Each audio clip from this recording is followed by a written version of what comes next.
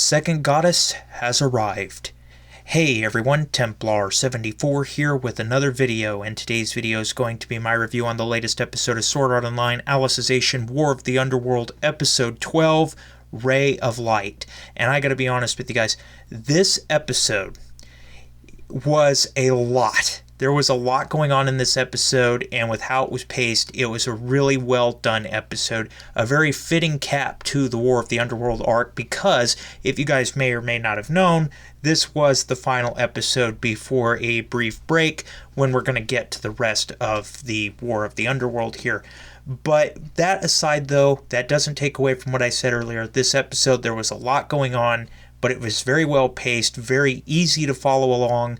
I really loved the episode, and with that said though, everybody, and at risk of further rambling, let's move on to the actual episode. So the episode begins with the American players coming in as these Red Army people, and, well, Red Army Knights. They're not Red Army people. But anyway, so the Red Army, which is Americans, are coming in, and when they arrive, they just start going after everybody in their path. Unfortunately, that means the Dark Territory Army, and they're just slaughtering everybody. They don't care. They're not part of this war. They just want to come in for mindless slaughter.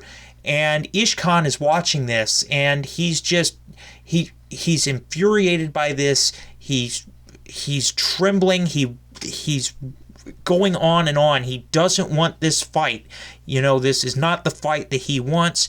And as this is going on, Asuna realizes that these are Americans. She has to do something to stop them because they are enemies from the real world. And we watch her create this pillar, this rock pillar in between the Dark Territory forces and this Red Army here.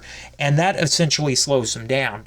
However, Asuna is very weakened by this. And so Alice and the other Integrity Knights tell her, hey, leave the rest of this to us Integrity Knights. You've done enough. And as the Integrity Knights run into combat against the Red Army, Ishkan is watching this from the other side of this chasm here, and he turns to his men and says, as soon as the bridge appears, and as soon as you are able to cross, you go over, you take out the Red Army, you protect our people no matter what. And that's when he jumps the chasm. And he's going to go over and find Asuna, who can create the bridge that can get his Pilgeists over and into this battle. So he jumps the chasm, and he's not going to make it. Luckily, one of his subordinates throws a boulder his way. He's able to jump off that and make it across to Asuna, who is in the middle of this battle with the Integrity Knights. And that's when Ishkan offers a deal to Asuna. He says, I will make you a deal. Make a bridge so that my 4,000 troops can cross, and we will take on this Red Army. We will fight with you until they are gone. And Asuna is taken aback by this, but ultimately, at the encouragement of Shieta, she takes Ishkan's word. She creates the bridge so that these Pilgeists can cross, or the Puglists can cross, and they just start going after the Red Army here. And this is where Ishkan's alliance with Asuna begins from the light novel. These two are going to fight together against the Red Army, and it's at this time the most dreadful thing happens.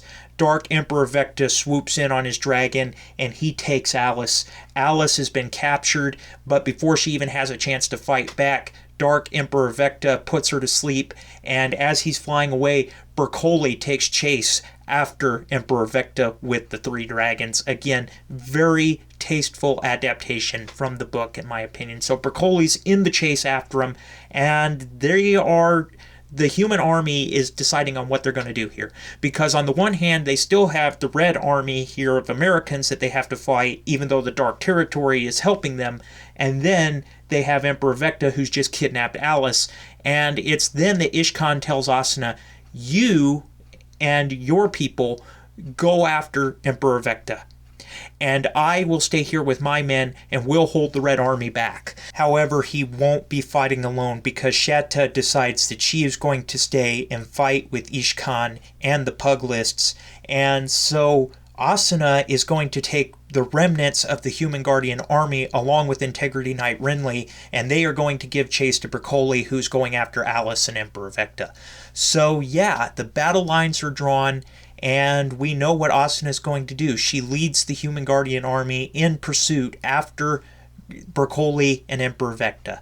And as she's flying off, Renly realizes, oh no, there's more Red Army troops coming, and they're going to slow us down. So Renly is preparing to sacrifice himself to go in and save Asuna and the others. However, it's at this time a bright light appears, and it is none other than Solis, the sun goddess of the underworld, aka Sinon. She has made the big dive. She arrives, and she starts incinerating huge lines of the Red Army here.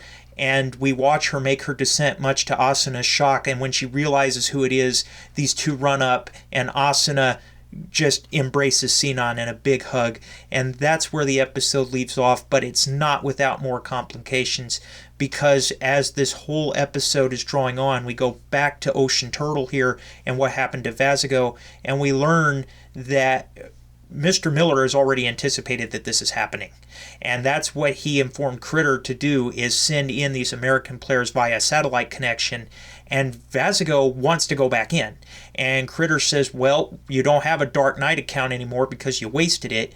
And that's when Vazago realizes if Asuna is in the underworld, then he, meaning Kirito, must be there as well. And he's ordering Critter to send him in with this next group of Americans that are beginning to materialize in front of Sinon, Asuna, and the others. And that's where the episode leaves off, with more Red Army troops, 20,000 of them, descending into the underworld just as Sinon arrives. So yeah, that was the episode. There was a lot going on in this episode, I gotta be honest with you guys. The pacing was really well handled for what it was. They covered quite a bit of the book in literally one episode. I was actually pretty impressed with that.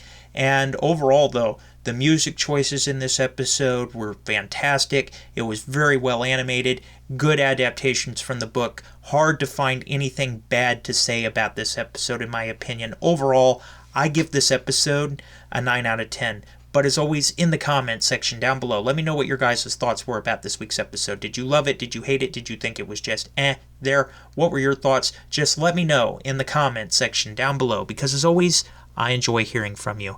Alright everyone, as always, Templar74 signing off. Have a great day everybody, and I'll talk to you all next time. Goodbye everybody.